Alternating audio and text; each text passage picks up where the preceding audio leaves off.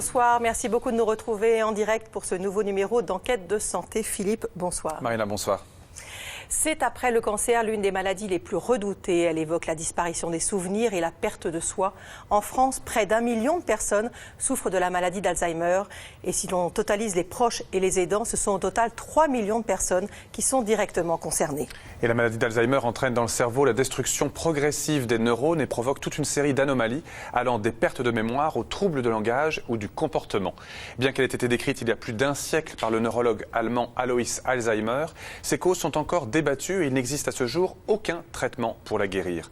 L'an dernier, la décision de l'HAS, la Haute Autorité de Santé, de ne plus rembourser les médicaments prescrits contre cette maladie a déclenché une vive polémique. Alors comment lutter aujourd'hui contre cette pathologie et prendre en charge des malades toujours plus nombreux? Y a-t-il des pistes de recherche porteuses d'espoir? Aider, aidant, comment vivre au quotidien avec la maladie d'Alzheimer? Ce sont quelques-unes des questions auxquelles nous allons répondre ce soir avec, comme d'habitude, un documentaire suivi d'un débat. Nos invités sont déjà en place, ils attendent vos questions, vos témoignages. Avec nous, bien sûr, Emma Strack. Bonsoir Emma. Bonsoir Marina, bonsoir Philippe. Déjà, je crois, beaucoup de questions qui sont arrivées. Et pour participer au débat, comme d'habitude, plusieurs moyens. Oui, vous pouvez nous envoyer des SMS au 41 555, également accéder à notre site allodocteur.fr ou France TV, ou si vous êtes sur un adepte des réseaux sociaux, sous le hashtag Santé F5. En effet, pas mal de questions. Je vous en cite deux. Celle de Nathalie. Mon père a été diagnostiqué à 67 ans. J'ai beaucoup de stress, beaucoup de perte de mémoire. Est-ce Alzheimer? Ou encore cette question de Béatrice. Les médicaments récemment déremboursés dits anti-Alzheimer sont-ils inefficaces? Alors pour vous parler de cette maladie d'Alzheimer, nous avons choisi de suivre 4 témoins. Ils sont tous à des stades différents de la maladie. Et pendant plusieurs semaines, la réalisatrice Marie Bonhomet a partagé leur quotidien. Et à travers leurs témoignages et ceux de leurs proches, vous allez découvrir la vie avec Alzheimer. On se retrouve après la diffusion du Mystère Alzheimer, un documentaire signé donc Marie Bonhomet, Maxime Soulard et Eve Barrère. Alors, on va se mettre peut-être autour de la table si vous voulez. D'accord. Je vais vous poser des questions un petit peu standards. Si vous savez répondre, c'est bien. Si vous ne savez pas répondre, c'est bien aussi. Il n'y a pas de problème. Sont bonnes pour stimuler les résidents, notamment les faire participer à la vie de la maison. Tenez, vous avez mis 2 fourchettes, Michel. Des cuillères. Il faut mettre une petite cuillère. Ici. Oui, voilà. Une vie en collectivité, mais à taille humaine, qui permet de respecter les habitudes de chacun. On va manger avec les baguettes. Hein? Ils peuvent ne pas manger à table ensemble, être un petit peu répartis un petit peu partout, en fonction de leurs envies. Pour ça, on se réinvente tous les jours. On s'organise, réorganise. Voilà. Ça peut... Et puis il y a des jours c'est plus compliqué, des jours c'est plus facile. On fait.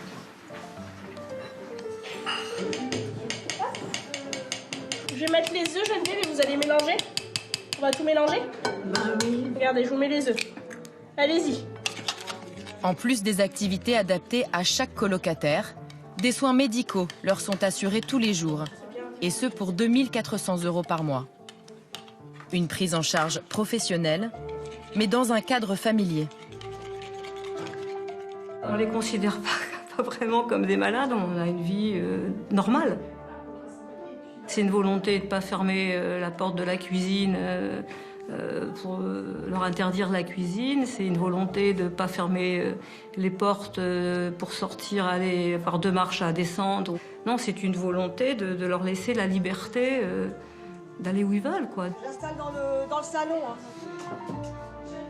Très développées en Allemagne, ces colocations restent marginales en France. Pourtant, ces structures plus familiales permettrait de limiter les troubles du comportement. Cela nécessite de porter un autre regard sur la maladie et la vieillesse en général. Face à l'allongement de la durée de vie, mieux accompagner ces malades toujours plus nombreux est devenu un enjeu de société majeur.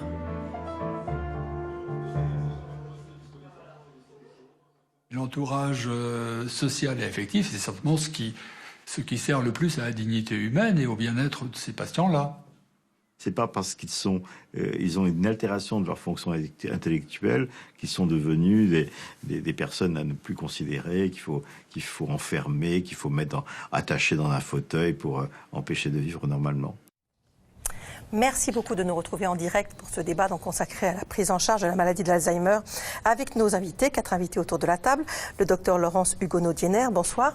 Bonsoir. Vous êtes psychogériatre à l'hôpital Broca à Paris et la Maison des aidants réseau de Paris Centre et Sud. On fera notamment le point avec vous sur toutes les thérapies non médicamenteuses dans la prise en charge de cette maladie. À vos côtés, le docteur Stéphane Eppelbaum, bonsoir. Bonsoir. Vous êtes neurologue et chercheur à l'Institut du cerveau et de la moelle épinière à l'hôpital de la Pitié-Salpêtrière à Paris, un institut où on tente de mettre au point de nouveaux traitements contre les maladies neurodégénératives.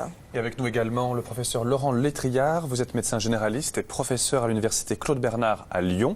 Nous verrons que les médecins généralistes jouent souvent un rôle essentiel pour dépister de façon précoce les premiers signes de la maladie. Avec nous aussi Brigitte Huon, bonsoir. Bonsoir. Vous êtes vice-présidente de l'association France Alzheimer, une association engagée depuis plus de 30 ans aux côtés des malades et de leurs familles qui propose notamment des formations pour les aidants. Alors avant de répondre aux questions qui sont très nombreuses, une question rituelle pour nos invités. Est-ce que l'un ou l'autre avait des liens d'intérêt avec des entreprises du médicament ou des industriels qui travaillent dans le domaine de la maladie d'Alzheimer? Alors, personnellement, je n'en ai plus depuis plus de 10 ans. Aucune. Oui.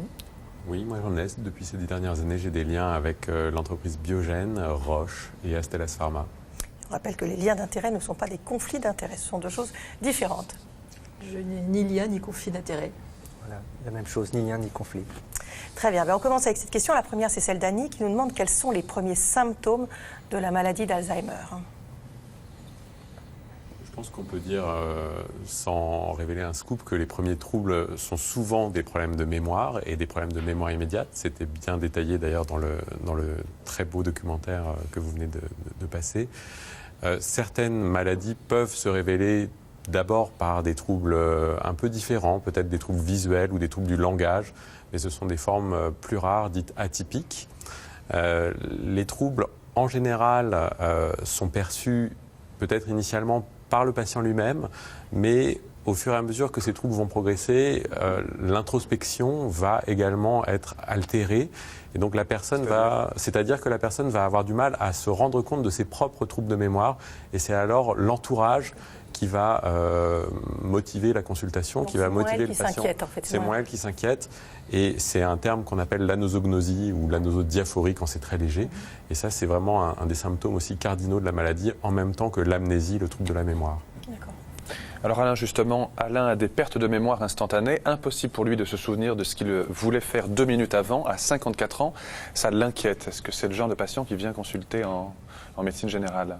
Est-ce qu'il devrait consulter d'ailleurs pour ça? Oui, je pense que s'il y a un conseil à lui donner, le premier conseil, c'est de consulter son médecin généraliste, qui d'ailleurs peut-être le connaît depuis plusieurs années et qui pourra juger de l'évolution récente de ses troubles, de son profil. Peut-être c'est un patient qui est anxieux et qui perd ses moyens, ou bien c'est pas du tout le cas et c'est des troubles effectivement d'apparition récente. En tout cas, tel qu'il le décrit, c'est préoccupant et ça mérite d'être évalué à la fois sur le trouble de la mémoire lui-même, éventuellement d'autres troubles cognitifs, du langage ou de la concentration, et puis de voir si ça peut avoir un retentissement aussi sur le reste de sa vie, sur ses activités.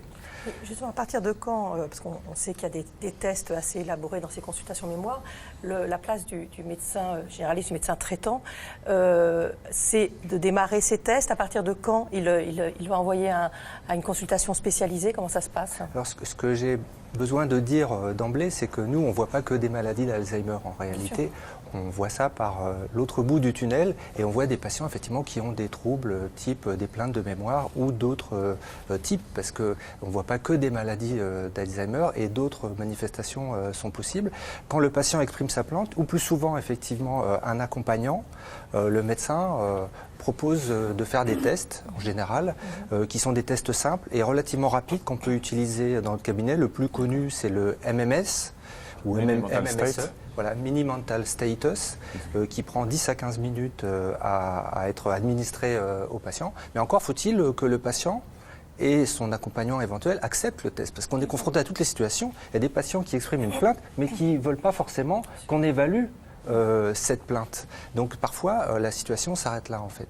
Parce qu'ils veulent être rassurés, mais ils ont peur du diagnostic. Voilà, d'une certaine façon, ou c'est pas le moment pour eux d'aller plus loin, ils veulent prendre le temps de la réflexion.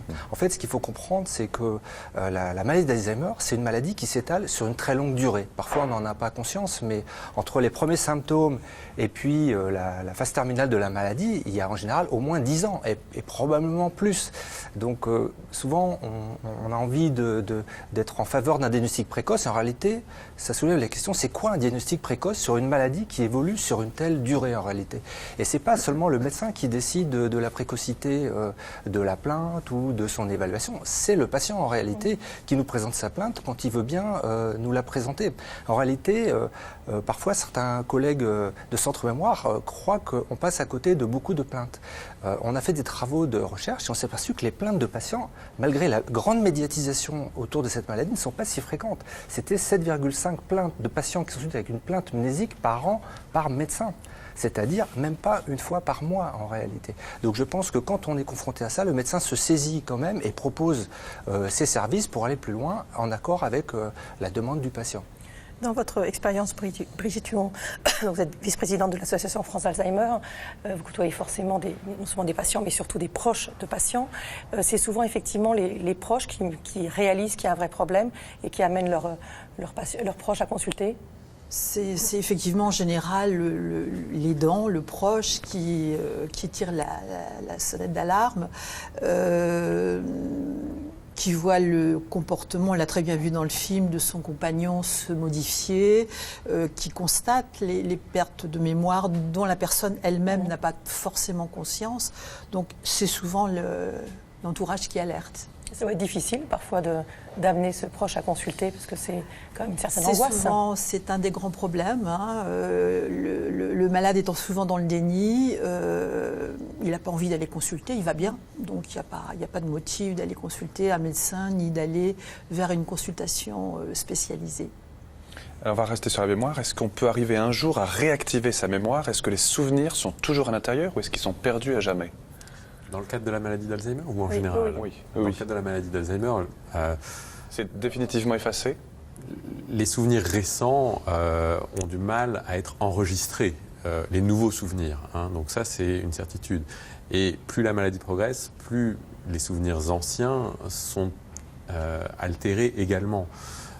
Après, on peut travailler sur ces souvenirs, hein, et donc il y a différentes thérapies. Je pense que le docteur Diener connaît ces thérapies mieux que moi, mais des thérapies type réminiscence ou ce qu'on peut travailler également avec des orthophonistes, par exemple, permettent de refaire surface, ressurgir des souvenirs anciens. On parlait des signes de la maladie, docteur Hugo Notiener, notamment les changements, on l'a entendu, de caractère. Ils sont liés à la maladie elle-même ou ils sont liés au côté extrêmement insupportable d'avoir des troubles du mémoire, d'avoir des troubles de langage, des choses qu'on n'accepte pas? Alors ils sont liés à plusieurs choses en fait.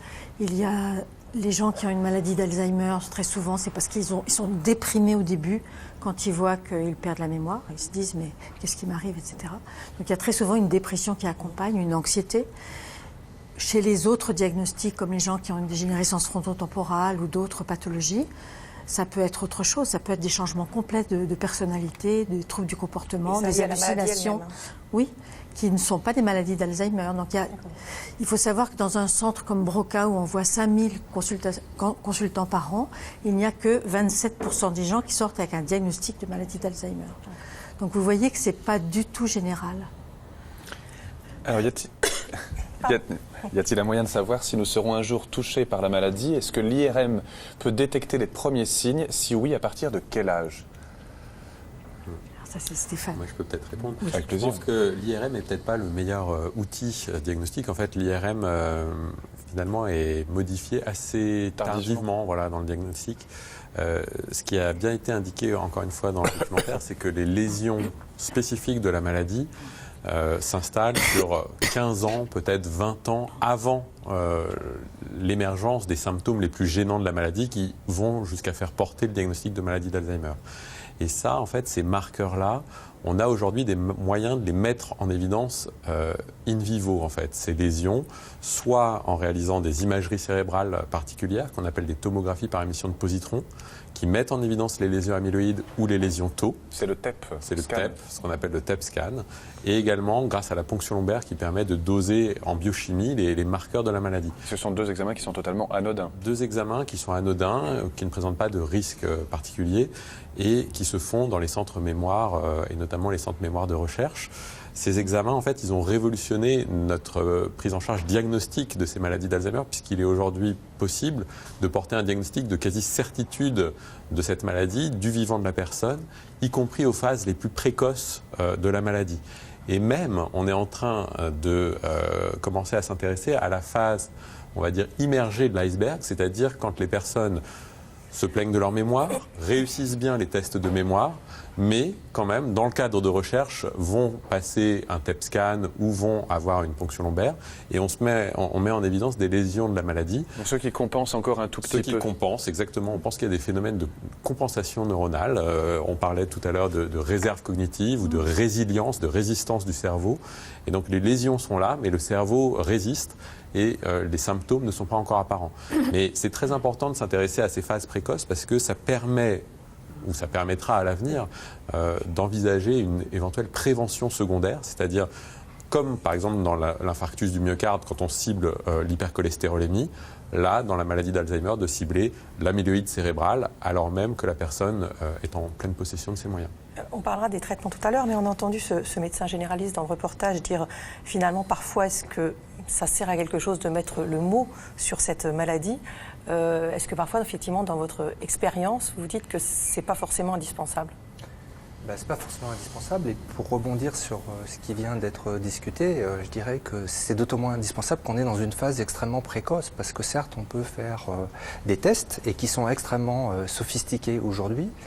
Mais chez des patients qui ne présentent pas de symptômes ou très peu de symptômes, en fait, on reste dans une très grande incertitude et on est plus dans la prédiction que dans le diagnostic. Et la prédiction, elle a sa part de vérité. Il y a des patients probablement qui ont des signes tellement typiques qu'on est à peu près sûr qu'ils feront un jour une maladie d'Alzheimer, mais en fait, ça ne prédit pas quand. Donc en fait, il reste encore une certaine incertitude sur l'âge auquel le délai patient... d'apparition. Voilà. Et du coup, c'est quand même source de grande anxiété en réalité, parce qu'on peut éventuellement, pour certains patients, mourir d'autre chose avant. Et puis, on aura été embarrassé toute sa vie par une épée de Damoclès de diagnostic de maladie d'Alzheimer. Justement, téléspectateur à 42 ans, est-il possible d'avoir cette maladie à cet âge-là? Il s'inquiète beaucoup, ou elle, car j'ai beaucoup de symptômes qui s'en rapprochent. Ça fait partie de ces formes précoces et de cette anxiété du coup qui gagne les patients? Ça peut exister, mais le plus probable, c'est quand même qu'il ne s'agisse pas d'une maladie d'Alzheimer. Comme on disait tout à l'heure, le fait de se plaindre beaucoup, au moment où on se plaint finalement, on est assez peu à risque d'avoir la maladie d'Alzheimer. Et c'est quand au contraire la plainte va s'effriter et qu'il va y avoir de plus en plus le déni des troubles qui va s'installer, que là il faut être alerté, je dirais, sur le plan médical. Mais il faut dire qu'à 42 ans, une grande fatigue, une dépression, un burn-out, tout ça peut donner des troubles de la mémoire. À 42 ans, c'est très improbable de démarrer une maladie d'Alzheimer. Ça existe. La personne la plus jeune que j'ai vue avec cette maladie avait 34 ans, donc c'est possible. Avec une famille qui avait Avec une famille qui avait cette maladie.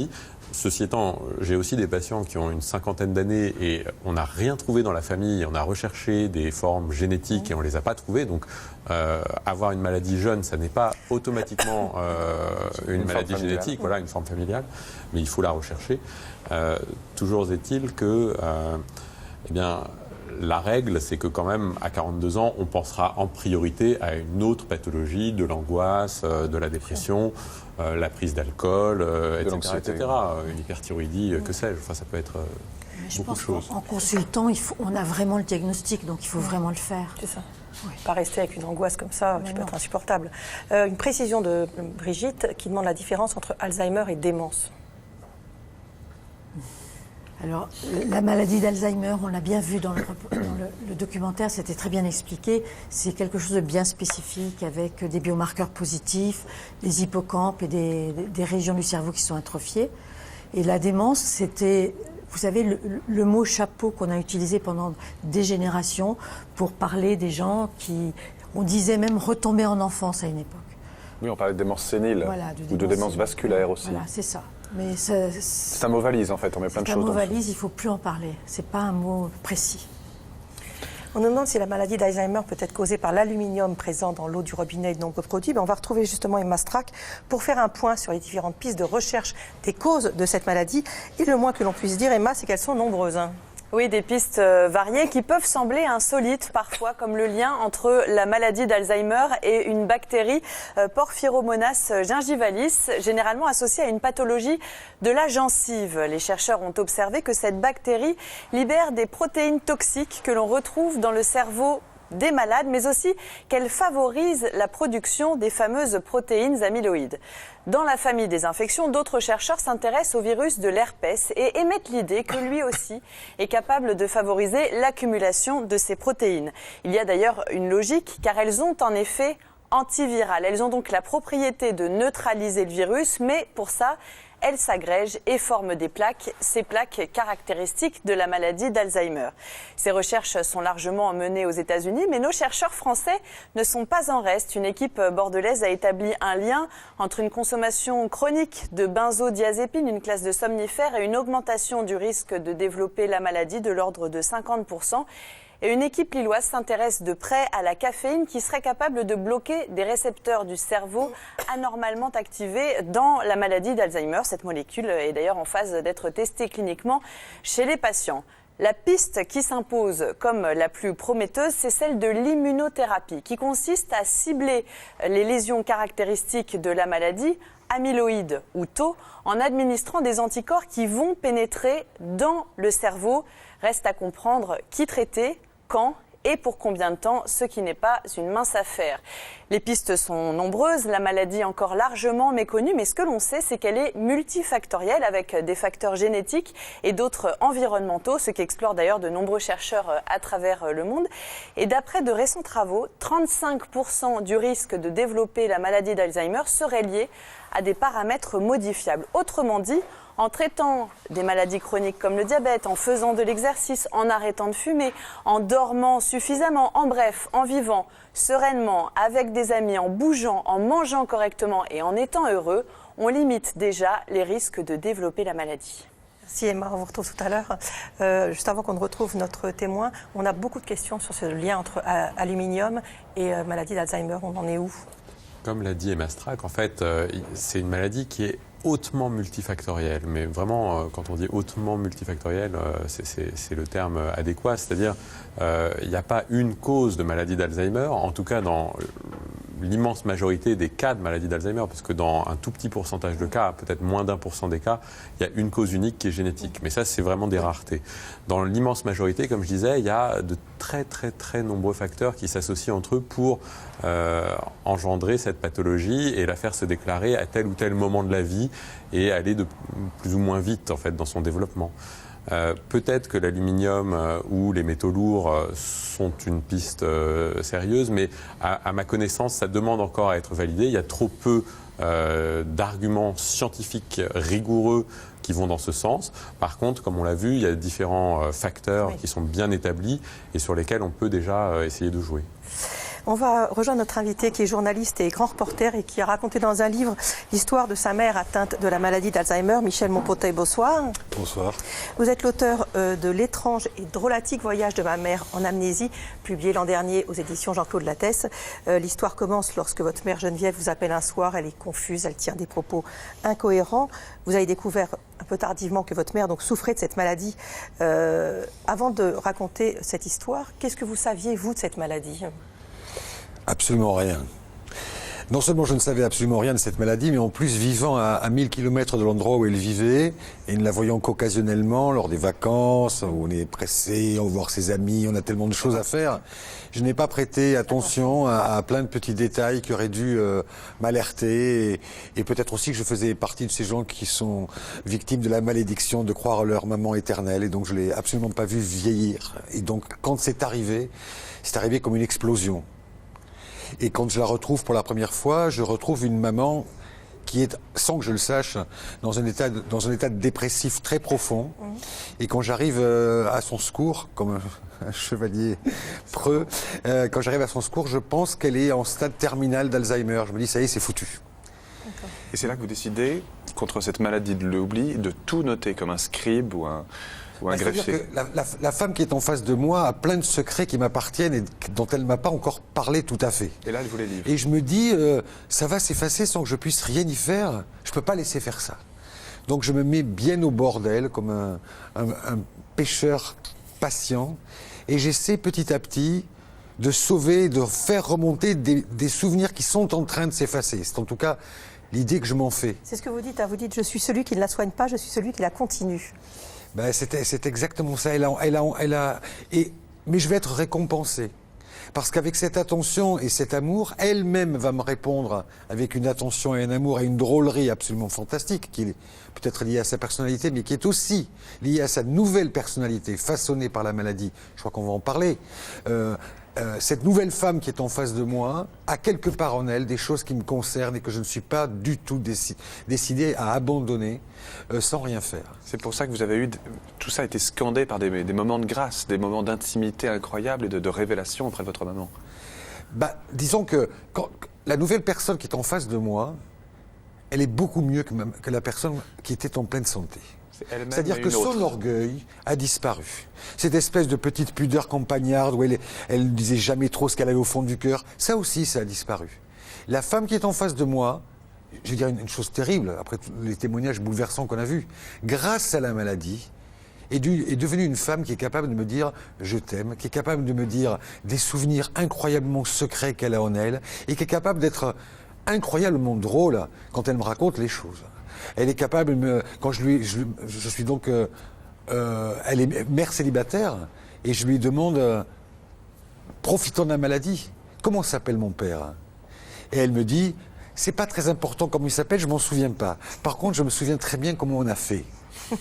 Et ces petites explosions de poésie et de drôlerie vont l'accompagner encore pendant plus d'une année, et pendant plus d'une année vont dessiner une personne d'une délicatesse et d'une beauté d'âme, et presque d'une sagesse. Et elle va m'apprendre à me calmer, à regarder les choses avec lenteur, et de ne plus jamais lui dire « mais fais un effort, je te l'ai dit à 5 minutes ».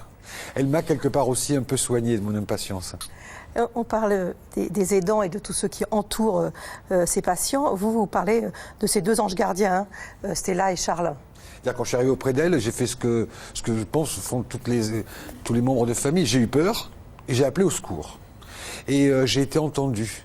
Et j'ai eu la chance extraordinaire, d'abord de tomber sur Stella, que j'appelle dans le livre Mary Poppins. C'est-à-dire, elle arrive et tout d'un coup, tout va mieux. Elle arrive et au lieu de dire à ma mère, faites un effort, Madame Monponté, elle dit à ma mère, comme vous êtes belle. Et ma mère lui répond, c'est normal, je ressemble à Laetitia Casta. C'était vrai. Et moi, je lui dis, ah, c'est vrai que tu lui as ressemblé. Et Stella lui dit, vous lui ressemblez. Elle utilise le présent. Et ma mère lui dit, je sais.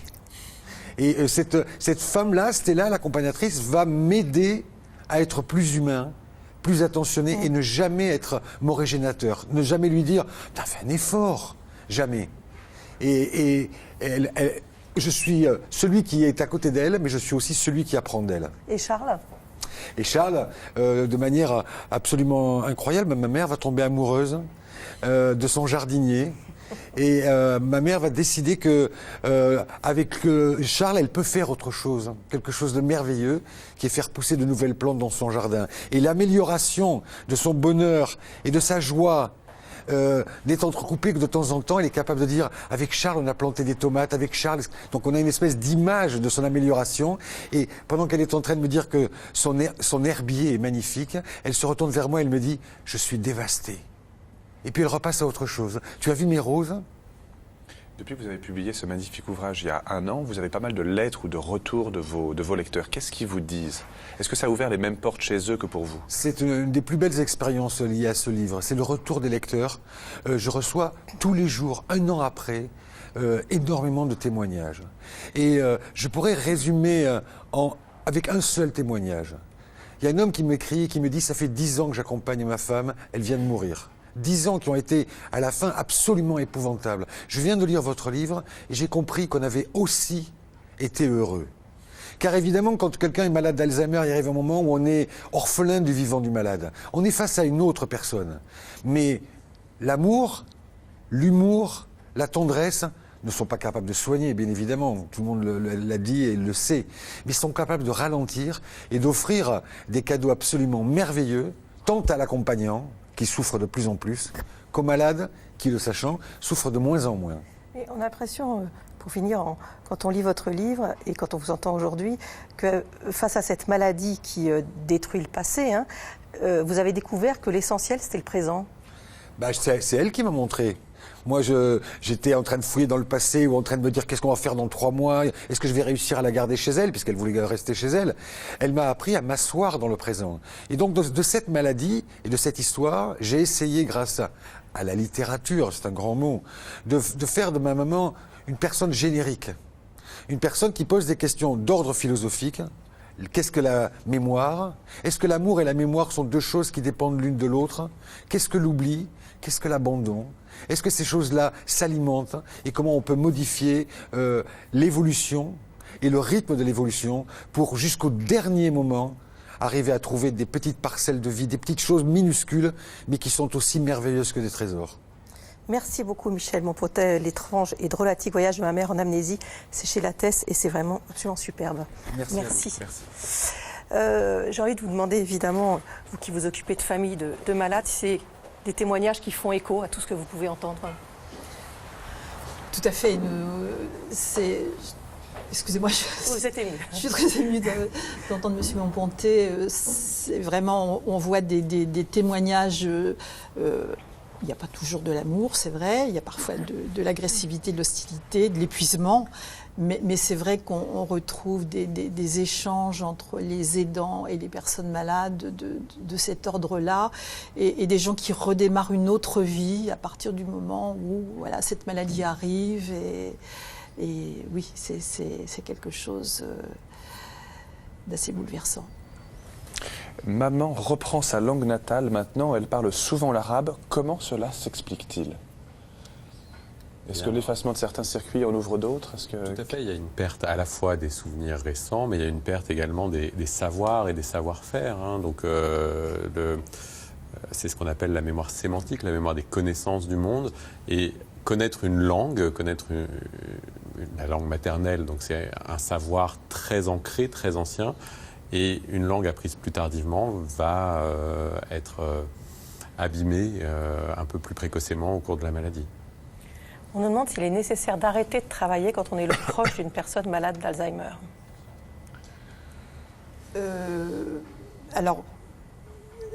C'est vrai que l'accompagnement d'une personne malade est difficile, mais arrêter de travailler pose d'autres problèmes. Si le malade lui-même est jeune, à moins de 60 ans, est arrêté, il va y avoir inévitablement des problèmes financiers. Si l'aidant s'arrête lui aussi, c'est pas possible.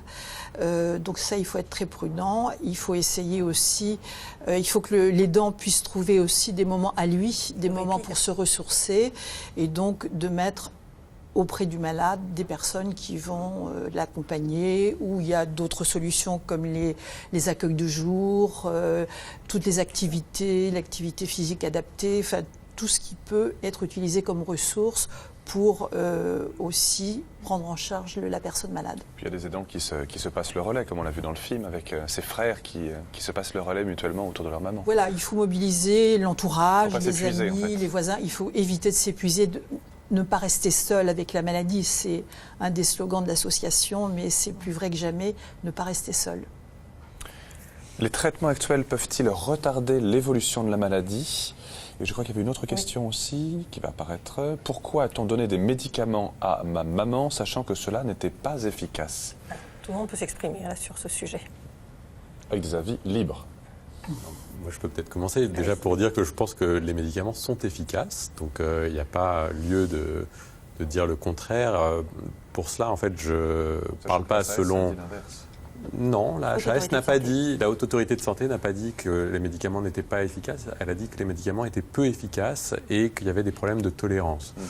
La faible efficacité, c'est un fait, c'est acté, c'est-à-dire il y a eu de très nombreuses études scientifiques qui l'ont mis en évidence. Et en ce qui concerne la tolérance, le profil de tolérance de ces médicaments est vraiment bien connu.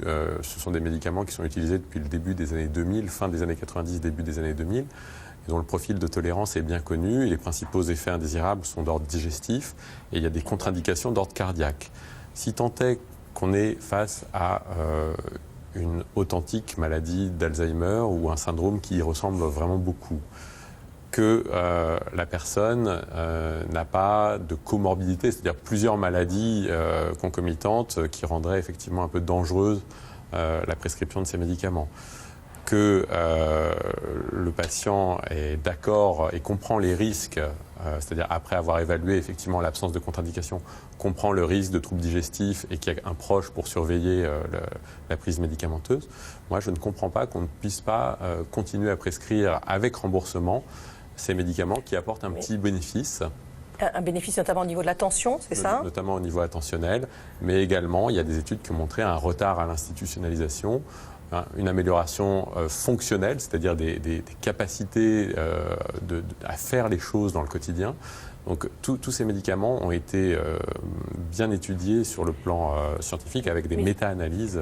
Mais c'est les médicaments, juste les médicaments eux-mêmes, ou est-ce que c'est le fait que de proposer un traitement quand on a fait un tel diagnostic, plutôt que de dire il n'y a rien à faire? Est-ce qu'il n'y a pas aussi cet effet-là qui joue pour améliorer quand même l'état émotionnel et donc aussi la cognition et l'attention? Peut-être en partie, mais les médicaments étaient à chaque fois testés contre placebo. Donc c'est un effet supérieur à celui du placebo.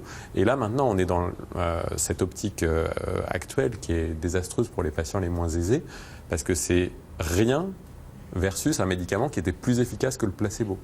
Et vous, professeur Le Triard, vous êtes du même avis sur l'efficacité relative des médicaments? Tout à fait du même avis, et ces médicaments ont été expertisés depuis de nombreuses années aussi par des organisations professionnelles de médecine générale ou des sociétés savantes, avant même que la HAS prenne sa décision.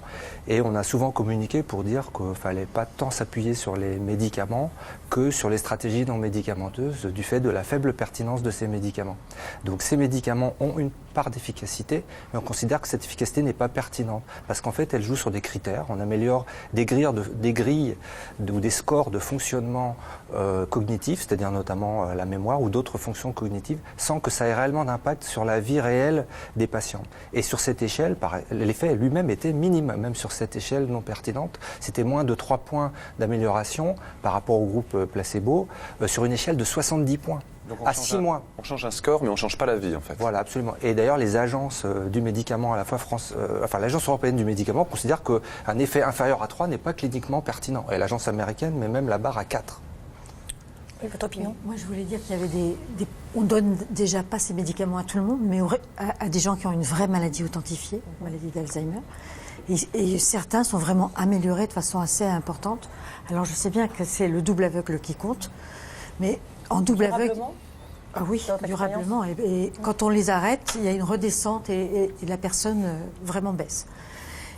Et moi qui suis psychogériatre, on me pose à chaque fois les problèmes des troubles du comportement, la rivastigmine, au même moment où elle était déremboursée, était indiquée par l'HAS comme étant un bon traitement pour les hallucinations dans la maladie à Cordes-Lévy.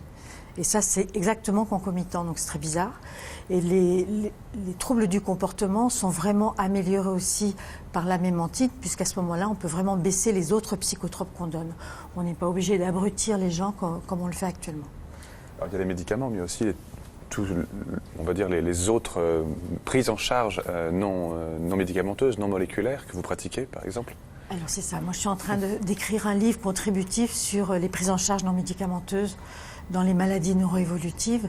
Et en fait, c'est intervenir sur absolument tout ce que le patient aime. C'est-à-dire, on va le faire bouger, faire des activités motrices. C'est pour ceux qui aimaient ça. Et ça se fait par des soignants dans des endroits où on évalue avant et après ce qui se passe. C'est vraiment une thérapie, c'est pas de l'animation. C'est ça qui est très important de dire. Il y a les orthophonistes qui font travailler la mémoire, travailler les mots, donc ça c'est très important aussi. On passe maintenant beaucoup par tout ce qui est musique, musicothérapie. Vous avez entendu parler de musicaire, ces musiques qui vous font frissonner aujourd'hui, ce seront peut-être celles qui vous guériront demain. Donc et ça, qui vous vous l'évaluer. On l'évalue. D'accord. Donc ça c'est très important. Oui. Juste, je dis un dernier mot sur les médicaments. Je suis d'accord pour dire que ce n'est pas des médicaments très efficaces, mais ils ont quand même une efficacité. Et la pertinence de cette efficacité, on la juge versus placebo, encore une fois, pas versus rien, comme c'est le cas actuellement pour les patients les moins aisés. Et ce qu'il faut dire aussi, c'est que les thérapies non médicamenteuses n'ont pas non plus un effet transcendant. C'est un effet qui est lui aussi modeste. Mais elles n'ont pas d'effet secondaire, c'est l'avantage. Oui, mais si on réévalue la tolérance du médicament 6 mois après l'avoir prescrit et que la personne n'a pas d'effet indésirable, il n'y a pas d'effet secondaire, Donc on peut très bien... Et ça, c'est toute l'importance du suivi neurologique ou auprès du médecin généraliste des patients atteints de ces maladies. Donc ces maladies, elles nécessitent plein de petites briques qu'on va associer les unes aux autres pour permettre un mieux-être et une meilleure qualité de vie aux patients. C'est pas du tout juste non plus de le réserver aux plus riches qui peuvent se l'offrir versus ceux qui n'ont pas les moyens. Ça, je suis très gênée souvent à cause de ça. Oui, ce que je voulais dire, effectivement, nous avons effectué un sondage à l'association au mois d'octobre au sujet du déremboursement. 2800 personnes ont répondu à ce sondage, dont 70% prenaient des médicaments. Et les effets qui ont été notés, c'est ce que disait le docteur Huguenot, c'est d'une part le retour des troubles et surtout l'intention des personnes de rompre le lien thérapeutique avec les médecins spécialistes, ce qui pose d'autres problèmes. C'est-à-dire qu'ils ne voient plus dans ce cas-là la nécessité d'aller consulter régulièrement une équipe spécialisée. C'est une remarque très importante, je pense, parce qu'à l'origine de l'évaluation par la Haute Autorité de Santé, c'était formulé sous le terme d'effet structurant du médicament en réalité. Et une partie de la décision initiale de remboursement à l'époque était basée sur cet effet structurant. C'était la structuration du parcours du patient dans le système de santé qui passait effectivement par la case notamment des consultations mémoire et de la consultation avec le neurologue. Et on peut comprendre effectivement que du point de vue des patients, le déremboursement, c'est aussi l'effacement de cet aspect structurant qui rassurait les patients et qui du coup se sentent presque abandonnés d'une certaine façon. Donc il faut absolument construire d'autres stratégies alternatives aux médicaments, et c'est les stratégies non médicamenteuses pour prendre en charge efficacement les patients avec, quand c'est nécessaire, la place du neurologue dans le circuit. Alors Anaïs, je voudrais savoir s'il est possible, grâce à un test ADN, de savoir si l'on sera sujet à développer cette maladie. C'est le moment de retrouver Emma avec la question que se posent, on vient de le voir, certains téléspectateurs. Et si un simple test génétique permettait de dépister la maladie, ce test, il existe, Emma? Oui, et techniquement, c'est très simple. Un coton-tige, un peu de salive, un laboratoire d'analyse et le tour est joué. D'autant que les chercheurs ont déjà identifié 3 gènes, PS1, PS2 et APP qui mutés vont déclencher la maladie. Offrons-nous un petit rappel du processus par lequel se compose notre identité génétique. Tout se joue lors de la fécondation.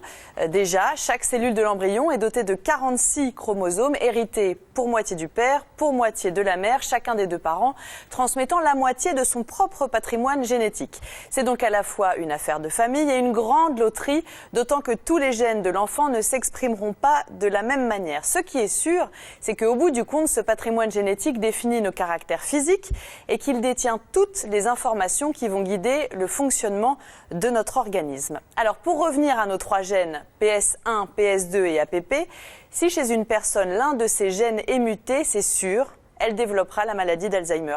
Et si elle transmet ce gène muté à son enfant, lui aussi déclarera la maladie.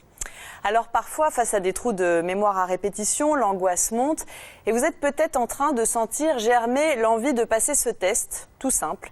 Seulement, ça n'aurait aucun sens, car qui dit génétique dit hérédité, comme on vient de le voir. Or, ces formes génétiques familiales de la maladie sont très rares.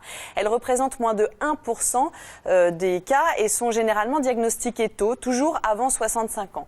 Et c'est l'une des raisons pour lesquelles ce test n'est en réalité pas qu'une affaire de coton-tige, de salive et de biologie. La pratique est très encadrée et uniquement proposée aux personnes concernées par les formes familiales. D'ailleurs, il ne s'agit pas que d'un test. Cette personne volontaire est reçue dans le cadre d'une consultation dédiée. Elle va y rencontrer un généticien, bien sûr, mais elle sera également accompagnée d'un neurologue et d'un psychologue. Imaginez-vous, apprendre à 20 ou 30 ans qu'on va développer une maladie d'Alzheimer, ça peut bouleverser un projet de vie et c'est pourquoi c'est très important d'être accompagné pour accueillir ce résultat. C'est aussi la raison pour laquelle, même si des entreprises venaient à proposer de tels tests génétiques, il n'est pas recommandé de vous y soumettre. Merci beaucoup Emma pour toutes ces précisions. On va parler prévention, on a parlé de l'intérêt d'une bonne hygiène de vie, de l'éviction de certains facteurs de risque, notamment cardiovasculaires. On nous demande si on peut privilégier certaines activités ou certains exercices pour prévenir cette maladie. Alors on peut privilégier des études longues et dès l'enfance, il faut se mettre à être bon à l'école, travailler tout ce qu'on aime, travailler passionnément. Ça c'est bon pour tout de toute façon. Ça c'est bon pour tout, mais surtout pour faire cette réserve cognitive. Donc vous avez vu comme c'est important dans le documentaire. Il faut aussi savoir courir en même temps, c'est-à-dire se dire je fais du sport et le sport que j'aime, pas quelque chose qui vous ennuie. Même si on se met à sécréter des endorphines, ça ne vient qu'à partir de Xème kilomètre. Il faut aussi, bien sûr, se socialiser correctement. Ça, c'est en ce moment, ça, c'est la campagne qu'on est en train de faire avec la Société Gérontologie de l'Île-de-France sur toute la prévention du mauvais vieillissement. Et il faut savoir nourrir son cerveau, c'est-à-dire bien manger. Oui, je reprends juste sur ce que vous avez dit sur l'école. C'est pas être bon à l'école, sinon vous allez déprimer une grande partie des écoliers éventuels. C'est surtout c'est faire tout ce qu'ils aiment faire. Voilà, c'est ça. C'est stimuler ses fonctions cérébrales, être heureux à l'école, au sport ou ailleurs. C'est presque le bonheur. En fait, c'est un éloge du bonheur que vous nous faites. C'est vrai, presque ça, c'est vrai. C'est philosophique. Est-ce qu'on sait si le fait de travailler plus longtemps est un facteur de protection ? Il semblerait que oui. Les départs à la retraite plus précoces s'accompagnent d'une petite augmentation de la fréquence de maladie d'Alzheimer. Donc ça rejoint un peu ce que disait le docteur Huguenot Diener. C'est-à-dire qu'il faut vraiment une stimulation le plus longtemps possible, tout au long de la vie en fait, de l'enfance jusqu'au grand âge. Et c'est ça qui est vraiment le plus bénéfique. Alors après, chez certaines personnes, malgré tout, on va avoir des patients qui vont défier les lois de la statistique, c'est-à-dire qui auront tout bien fait comme il faut, qui auront un haut niveau d'études, qui auront fait du sport, qui auront eu une hygiène de vie saine et qui, malgré tout, vont développer la maladie d'Alzheimer et parfois à un âge jeune. Donc ce que l'on dit, c'est vrai à l'échelle statistique, mais bien sûr. Des tragédies peuvent arriver malgré tout. On nous dit, la question est sans doute très bête, elle ne l'est pas en l'occurrence, je pense, mais on nous dit, est-ce que les sujets oublient qu'ils sont malades ? À un certain stade de la maladie ? C'est une des manifestations connues de la maladie. Et la difficulté, c'est que ce n'est pas la seule explication. Il peut y avoir aussi une part de déni, c'est-à-dire le patient qui refuse de voir son état. Donc là, c'est plus un problème psychologique et moins un problème neurologique. Et c'est difficile de départager les deux. Probablement que l'inconscience de la maladie est quelque chose qui arrive plus tard peut-être que le phénomène du déni quand on est confronté notamment aux symptômes et a fortiori au diagnostic d'une maladie d'Alzheimer. On ne veut pas forcément l'entendre en fait. Béatrice voudrait savoir, pour vous, Brigitte Huon, comment convaincre une malade et son conjoint aidant, épuisé en l'occurrence, d'accepter une aide extérieure ? Est-ce que c'est justement le rôle des associations de leur faire comprendre que là, c'est trop ? Alors, ce qui est déjà important, c'est que ça se fasse très tôt. Là où ça devient difficile, c'est quand une personne arrive en disant « voilà, je suis épuisée, je n'en peux plus ». On peut se dire que là, effectivement, c'est déjà trop tard, elle est allée au-delà de ses forces. Donc c'est pour ça que nous avons mené une campagne pour inciter les aidants à se faire aider le plus tôt possible. Donc ça se fait dans le cadre des formations des aidants, Madame Dancos en a parlé tout à l'heure. Et plus tôt on accompagnera les familles et les personnes malades, moins il y aura ce risque d'épuisement. Agnès nous dit qu'on parle rarement de la violence verbale et physique des patients Alzheimer. Comment la gérer ? Pour les proches, bien évidemment. Alors c'est compliqué.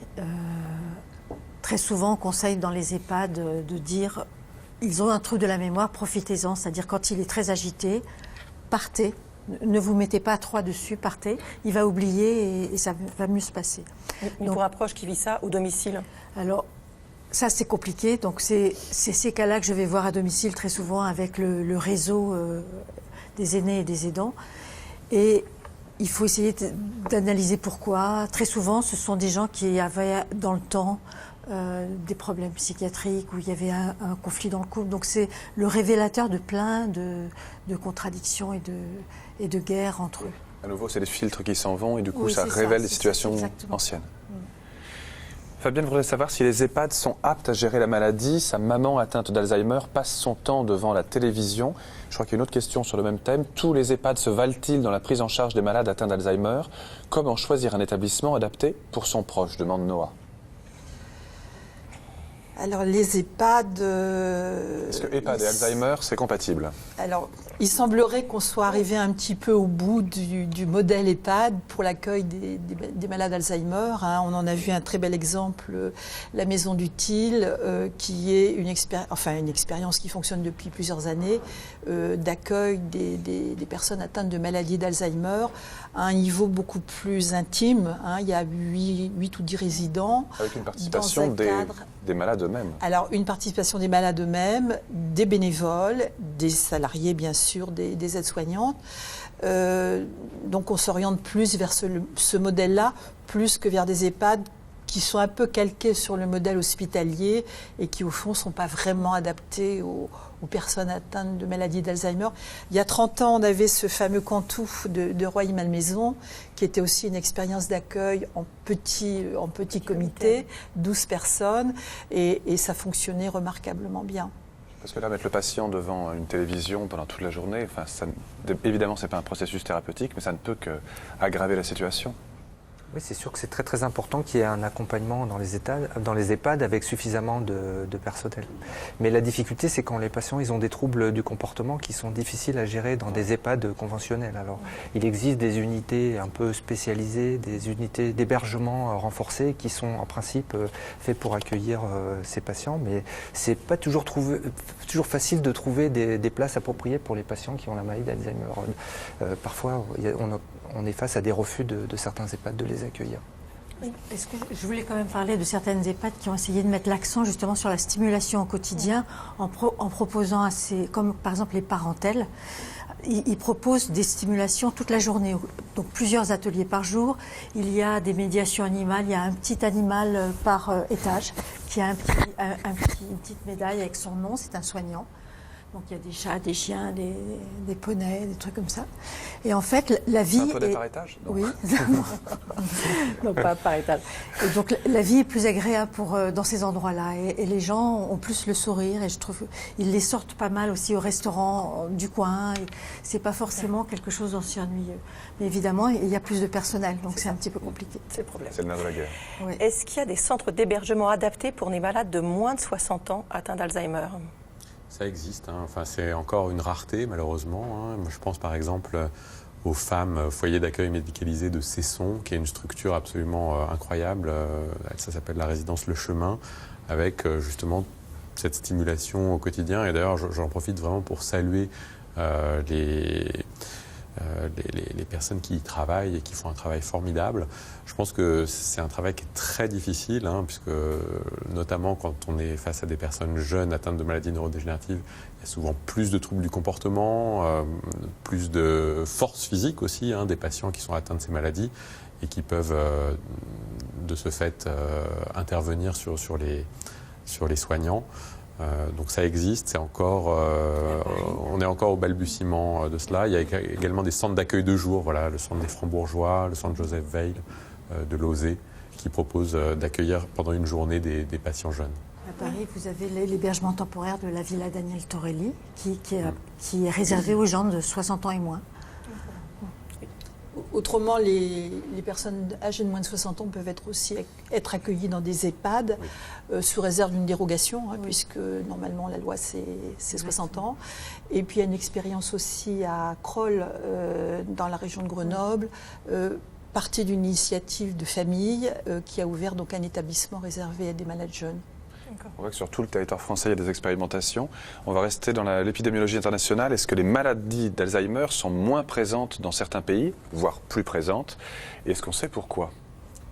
Non, enfin, dans tous les pays à niveau de développement économique élevé, dont la France fait partie, la prévalence, c'est-à-dire la fréquence de cette maladie, est à peu près similaire. Mais il y a le même taux aux États-Unis, au Japon, en Afrique du Sud, au Maghreb. Il y a plus de vasculaire selon moi parce qu'ils mangent plus salé. Oui. À quelques pourcentages près, mais c'est globalement similaire. Si on peut être un peu optimiste, parce que ça peut faire du bien, on dit en ce moment que du fait, notamment dans les pays industrialisés, d'une meilleure prévention des maladies cardiovasculaires, d'une meilleure prise en charge des accidents vasculaires cérébraux, d'un meilleur niveau d'éducation, la maladie n'est plus aussi exponentielle qu'on prévoyait et que la courbe de prévision est en train de se tasser un peu. C'est-à-dire qu'il n'y aurait pas les nombres de cas terrifiants qu'on annonçait encore il y a 30 ans. C'est une réalité ? Oui, les dernières études ont montré ça, ont montré qu'en fait, les études très poussées, ça permet à la réserve cognitive de ne pas laisser le temps que la maladie s'exprime. Oui, ça veut dire qu'en fait, ce qu'on pensait il y a 10 ans, qui arriverait bientôt... On allait tous finir avec une maladie d'Alzheimer. En fait, on était trop pessimistes. C'est ce qu'on disait quand même à une époque. Oui, ben non. Ceci étant, la prévalence de la maladie augmente quand même. C'est-à-dire c'est le nombre de nouveaux cas par an qui diminue un petit peu par rapport à ce qu'il était il y a 10 ans. C'est-à-dire, il y a 10 ans, il y avait par exemple chez les personnes âgées de 80 ans, je dis un chiffre comme ça, 25% des octogénaires qui développaient une maladie d'Alzheimer. Aujourd'hui, on est peut-être à 23 ou 20%, mais comme on vit quand même plus vieux, le nombre total de patients atteints augmente quand même. Et on l'a dit, il y a plus de femmes touchées que d'hommes. Est-ce qu'on a pu étudier si, par exemple, les traitements hormonaux de la ménopause permettaient de réduire le risque de survenue d'une maladie d'Alzheimer ou pas du tout ? On l'a étudié, ça ne semble pas efficace, non. Est-ce qu'on sait combien il existe en France de centres mémoire et est-ce qu'ils aident à gérer la maladie rapidement ? Allez-y, je vous en prie. Je n'ai pas le chiffre en tête, mais il y en a... Il y a environ 500 consultations mémoire et il y a, je dirais, 29, aux dernières nouvelles, 29 centres mémoire de recherche et de ressources qui sont les centres qui proposent plutôt de la recherche. C'est CMRR, donc il faut mettre ça comme... Donc ils n'aident pas à gérer la maladie, mais peut-être à mieux comprendre la maladie, en fait. À poser le diagnostic. Poser le diagnostic. On finit en 15 secondes avec cette question. Est-ce que la méditation protège le cerveau de cette maladie ? C'est en cours d'étude, mais c'est certainement quelque chose de bénéfique, la méditation. Merci beaucoup. Finir un peu sur une note un peu joyeuse. Optimiste. Merci beaucoup à tous les quatre d'être venus. Merci à vous tous de nous avoir suivis, à tous les témoins de ce reportage qui ont accepté de participer. Vraiment, merci infiniment à Marie Bonhomet pour la réalisation de ce documentaire et à Benjamin Battard pour la rédaction en chef de cette émission. Pour plus d'informations sur cette maladie, reportez-vous à l'article paru dans le dernier numéro de notre partenaire, le magazine Notre Temps. Voilà, prochain enquête de santé dans un mois, mais d'ici là, on se retrouve dès demain, évidemment, à 13h40 sur France 5 pour un nouveau magazine de la santé. On se dit à demain. À demain. Très bonne soirée à tous. Au revoir.